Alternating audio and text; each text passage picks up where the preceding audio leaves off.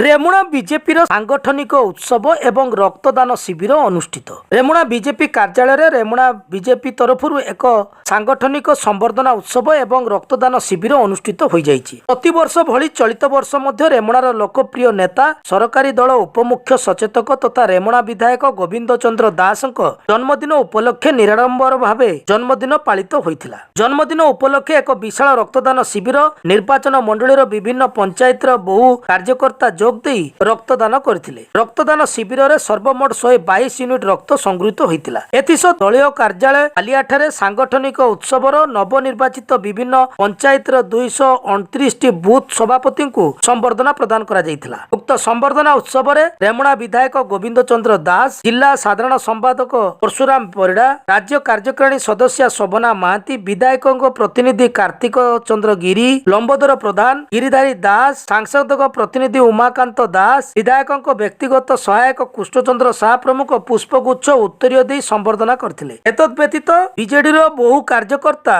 दल परित्याग करी बीजेपी दल रे शामिल होइतिले। उक्त कार्यक्रम रे कृष्णचंद्र शाह मंच आह्वान करथिबा बेले कार्तिक चंद्र गिरी सभा कार्य परिचालन करथिले। गिरिधारी दास समस्त को धन्यवाद अर्पण करथिले। निश्चित मु समस्त को आज ये जो ब्लड डोनेशन कैंप को आसता भाई मान को धन्यवाद दूची।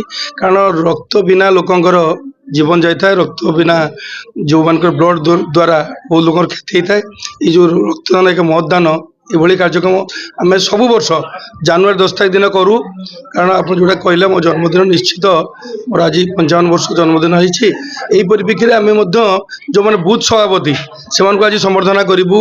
जो मैंने आज मंडल सभापति से प्रोग्राम रखीचु, ये 2टी प्रोग्राम रखी। युव समाज को आपण माध्यम अपील करमी, जो मैंने जन्मदिन हो भल दिन थिबो से दिन माँ पाई मध्य गछटे लगातु एवं यही ब्लड डोनेशन काम करंतु। अनाथ मानक पाई सेवा करंतु। सेवा ही संगठन सेवा कले लोक माने आपण मानकु जानि परिबे। देश प्रशंसर आपण माने ही जण जण अधिनायक। तेणु मोर समस्त जो रेमुणा निर्वाचन मंडल समस्त फटर भाई भौणी एवं मोर कार्यकर्ता समस्त को परिप्रेक्षी में समस्त धन्यवाद दूचु।